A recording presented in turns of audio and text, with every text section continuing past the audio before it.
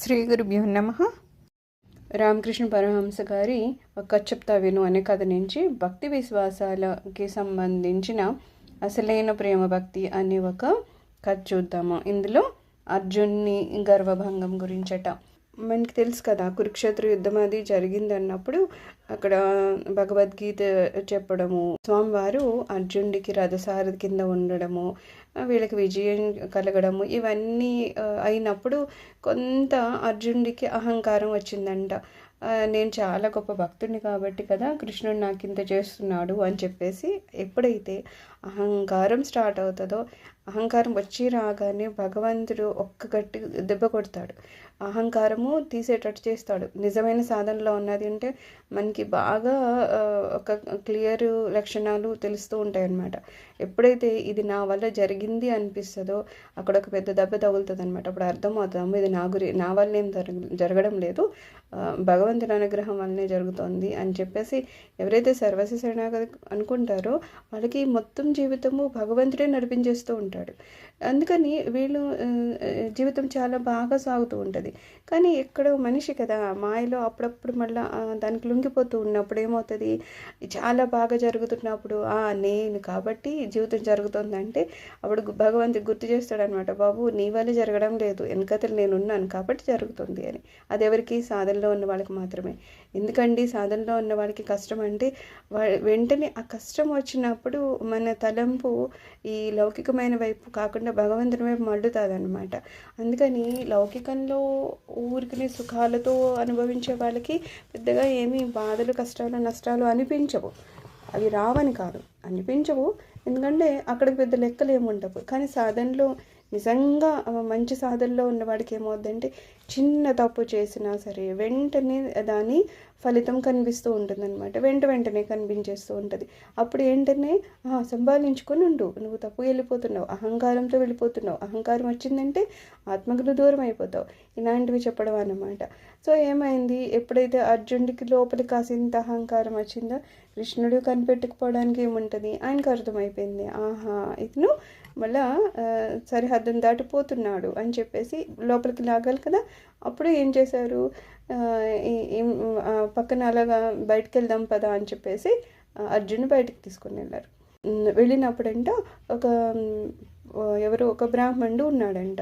ఆయన ఏం చేస్తున్నాడంట, ఎండుగడ్డిని తింటున్నాడంట. ఎందుకంటే పచ్చిగడ్డిలో జీవం ఉంది కదా, ఇంకా ఎండుగడ్డి అంటే అది క్షీణమైపోయినట్టు కదా. అందుకని ఎండుగడ్డి తిని, అంటే పచ్చిగడ్డిలో కూడా జీవం చూస్తున్నాడంటే అసలు ఎంత కరుణతో నిండిపోయిన హృదయమో కదా. మనం అలా కూరగాయల్లో కూడా జీవం చూడాలంటే ఇంకా మనం ఏం తినలేము. కానీ అంత కరుణతో ఉన్నవాళ్ళు పచ్చిగడ్డిని కూడా తినరనమాట. అలాంటి వాళ్ళు ఉన్నారు కదా. ఇలాగ సాధన చేసే వాళ్ళల్లో చాలామంది ఎండు ఆకులు, ఎండుగడ్డి, మనకి అపర్ణ అని చెప్పేసి అమ్మవారు పేరు వచ్చినప్పుడు కూడా రాలిన ఆకులు అంటారు. ఆ తర్వాత ఎండిన ఆకులు తిన్నారని చెప్తారు. ఇంకా ఎండిన ఆకులు తినడం అంటే ఇంకా వాళ్ళు అసలు మొత్తానికి అంతటా భగవంతుని చూసి ఏమాత్రం పచ్చిగా ఉన్నా సరే అందులో జీవం ఉంది, పరమాత్మ ఉన్నారని చెప్పేసి దాన్ని తినరు అన్నమాట. అంతలాంటి స్థితి. అంత స్థితిలో ఉన్నవాడి నడుమకి మాత్రం ఒక కత్తి ఉందంట. అది చూడగానే అర్జునికి ఆశ్చర్యం వేసింది. ఇప్పుడు కత్తి ఉందంటే ఖచ్చితంగా దేన్నో కొయ్యడానికో లేకపోతే ఏదైనా జీవహింస చేయడానికో దేనికి ఉపయోగపడుతుంది కదా. అది ఒక హింసకి ప్రతీక. ఇదేంటి స్వామి, అతను చూస్తేనేమో పచ్చిగడ్డి కూడా తినకూడదు అని ఎండుగడ్డి తింటున్నాడు, అంత కరుణామయుడు ఈ కత్తిని ఎందుకు పట్టుకున్నాడు, హింస ఎందుకు చేయాలనుకుంటున్నాడు అని అడిగితే కృష్ణుడు ఏమో నాకేం తెలుసు, వెళ్ళి అడగకూడదు అన్నాడు. సరే అని చెప్పి అతను వెళ్ళాడు. వెళ్ళి బ్రాహ్మణుడికి నమస్కారం చేసి, స్వామి మీరు చూస్తేనేమో గొప్ప భక్తులు, మీరేమో ఎండుగడ్డి కూడా తింటేనే తప్పితే పచ్చిగడ్డిని కూడా తినకూడదని వదిలేసిన వాళ్ళు, మరి అలాంటి మీకు ఈ కత్తి ఎందుకు మీరు నడుము కట్టుకుని ఉన్నారు అని చెప్తారు అని అడిగితేనే అప్పుడు ఆయన అంటారు, ఒక 4 ఉన్నారయ్యా, వాళ్ళు కనిపిస్తే మాత్రం నేను చంపేస్తాను. ఈయనకు అర్థం కాదు, చంపడం అనే మాట ఎలా ఉపయోగిస్తున్నారని. ఎవరండి ఆ 4 అంటే ఆ నీచుడు ఉన్నాడు, ఎవరు, నారదుడు. అతను అందరిలోనూ మొదటివాడు, అతను చూస్తే మాత్రం చంపేస్తాను. అయితే ఏమైంది స్వామి, అతనేం చేస్తున్నాడు అంటే, అరే అతను చాలా పొగరుబట్టున్నాడయ్యా, స్వామివారికి ఏదో రాత్రి పడుకుంటారని లేదు, ఇంకొక సమయంలో విశ్రాంతి తీసుకుంటారని లేదు, ఎప్పుడు చూసినా ఏదో పాటలు అంటాడు, సంగీతం అంటాడు, కీర్తనలు అంటాడు, స్తోత్రాలన్నీ అలాగ స్వామివారిని కీర్తిస్తూ అక్కడక్కడే ఉంటాడు. కానీ స్వామివారిని క్షణమైన నిద్రపోనిస్తున్నాడా? నిద్రపోనివ్వడం లేదు కదా. అతన్ని నేను చంపేస్తానంటాడు. బాగానే ఉంది స్వామి, మరి రెండో వాళ్ళు ఎవరంటే ద్రౌపది అని. అదేంటి స్వామి, ఆమె ఏం చేసిందంటే చాలా తెలివి తక్కువదయ్యా. ఏదో స్వామి పాపం భోజనం చేద్దామని కూర్చున్నారు, కూర్చోగానే ఆవిడ పిలిచింది, ఏదో ప్రార్థన చేస్తే స్వామివారు ఊరుకుంటారా, భోజనం నుంచి లేచిపోయి వచ్చేసారు. పోనీ వచ్చినప్పుడు ఏం చేశారు, ఇక్కడ ఆయనేమో ఆకలితో ఉన్నారు, ఇక్కడికి వచ్చేసరికి ద్రౌపది ఏమంటుంది, స్వామి దుర్వాస మహాముని అక్కడ దుర్యోధనుడు పంపిస్తాడు. అక్కడ పంచభక్ష పరిమాణాలు పెట్టి చాలా మంచి రాజలాంఛనాలు అవి పెట్టి, అతను రాజ్యంలో ఉన్నాడు కాబట్టి ఎంత బాగా చూడగలడో అంత బాగా చూసి దుర్వాసుండి చాలా మంది శిష్యులతో ఉంటారు, అందరినీ చక్కగా చూసి ఆఖరికి ఏం చేస్తాడంటే, స్వామి మీరు నన్ను అనుగ్రహించినట్లే ధర్మరాజు మా అన్నగారి దగ్గరికి కూడా వెళ్ళి అక్కడ కూడా వాడు పూజలు అందుకోండి అంటాడు. ఇతనికి తెలుసు కదా ధర్మరాజు వీళ్ళందరూ అడవిలో ఉన్నారు, ఇంతమంది దుర్వాస మహాముని శిష్యులతో వస్తే వాడికి భోజనం అవన్నీ ఎక్కడ సమకూర్చగలుగుతారు, చేయలేరు కదా. కానీ ఆ విషయం తెలిసి కూడా పంపిస్తాడు. ఎందుకంటే దుర్వాస మహాముని మనం చూస్తూ ఉంటాం చాలా చోట్ల కొంచెం ఆయన కోపాన్ని ప్రదర్శిస్తూ ఉంటారు కదా. అంబరీషుని విషయంలో కూడా దుర్వాస మహాముని కోపం చూపిస్తారు కదా. సో అలాగే ఈయన కోపం కదా, వాళ్ళు ఎప్పుడైతే భోజనం అది పెట్టలేదో, ఏ లాంఛనాలు చేయలేదో, అప్పుడు ఈయన కోపం వచ్చి శపిస్తారు కదా అని చెప్పేసి దుర్యోధనుడు ధర్మరాజు దగ్గర పంపిస్తారు. అయితే ఏదో వీళ్ళకి పుణ్యఫలం కొలది వీళ్ళ దగ్గర ఒక అక్షయ పాత్ర అనేది ఉంటుంది. దాని ప్రతిదానికి ఒక నిబంధన ఉంటుంది కదా. దానిలో ఎలా అంటే ఎంతమందికైనా అందులో భోజనం వస్తూ ఉంటుంది, పెట్టచ్చు. అన్నీ పెట్టేసాకనా లాస్ట్లో ద్రౌపది తింటారు.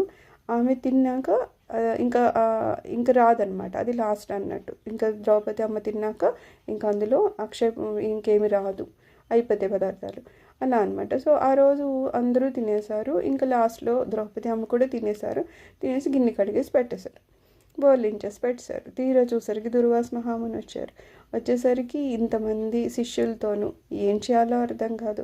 ఇంకా ఆమె ఏం చేస్తుంది పాపం, కష్టంలో ఉన్నప్పుడల్లా కృష్ణ అనే కదా పలుకుతుంది. సో కృష్ణ అనేసరికి ఆయనేమో పాపం భోజనాన్ని కూర్చున్నారు. ఆయన భక్తులు బాధపడుతుంటే ఆయన ఇక్కడ భోజనం చేస్తారు, ఆయన పరిగెట్టుకు వచ్చేసరికి ఇక్కడ పరిస్థితి ఏంటంటే, కృష్ణ మా దగ్గర ఏమో తినడానికి ఇంకేమీ లేదు, అక్షయ పాత్ర ఏమో కడిగేశాను, దుర్వాస మహాముని ఇంతమందితో వచ్చారు, ఇప్పుడు ఆయన్ని మేము స్నానానికి వెళ్ళమన్నాము, నదికి వెళ్ళారు, వచ్చేలాగా మాకు ఇంత భోజనం అది కావాలి అని.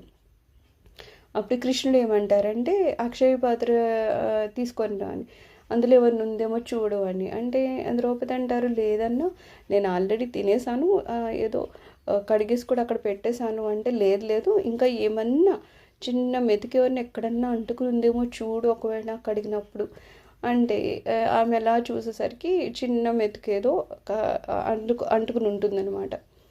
అంటే నిజంగా ద్రౌపది అలా కడుగుతారా అంటే, కాసింత ఉండిపోయినా సరే అక్కడ అలాగా భగవంతుడు మనకు తీర్చగలడు అన్నట్టు.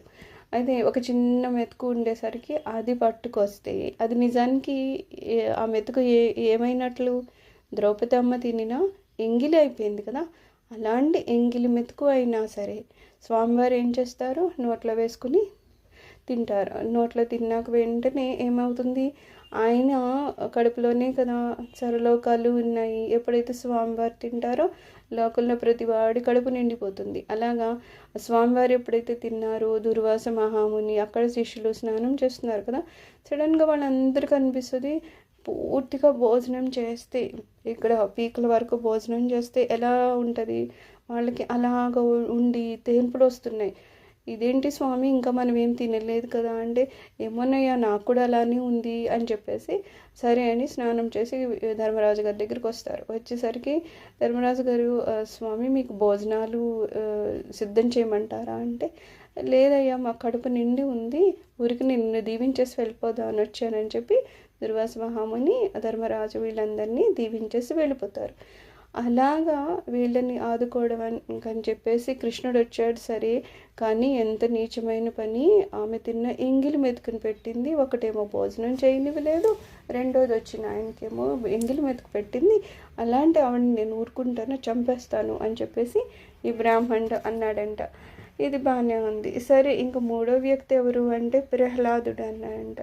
అదేంటి ప్రహ్లాదుడు అంత చిన్న పిల్లోడు, ఎంత భక్తుడో కదా, అతన్ని ఎలా అంటున్నావు అంటే, అతను అసలుకి ఏమన్నా హృదయం ఉందా, దాని వలన నా స్వామి పాపం మరుగుతున్న నూనెలో వేయించబడ్డారు, ఏనుగుల కింద తొక్కించబడ్డారు, పెద్ద పెద్ద కొండలు మించి దొర్లించబడ్డారు, సముద్రంలో మునిగించబడ్డారు, పాములతో కరిపించబడ్డారు. ఇలాగెన్ని ఉన్నాయి కదా.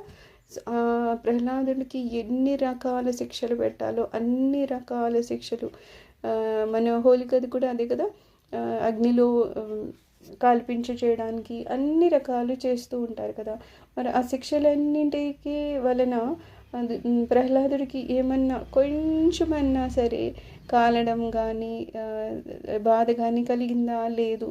మరి ఆ బాధ అంతా ఎక్కడికి పోయింది అంటే, ఆ రూపంలో ఆ ప్రహ్లాదునిలో ఉన్న హరి హరి హరి అనేవాళ్ళు కదా, హరి ఈ బాధనంతని తీసుకునేవారు అనమాట.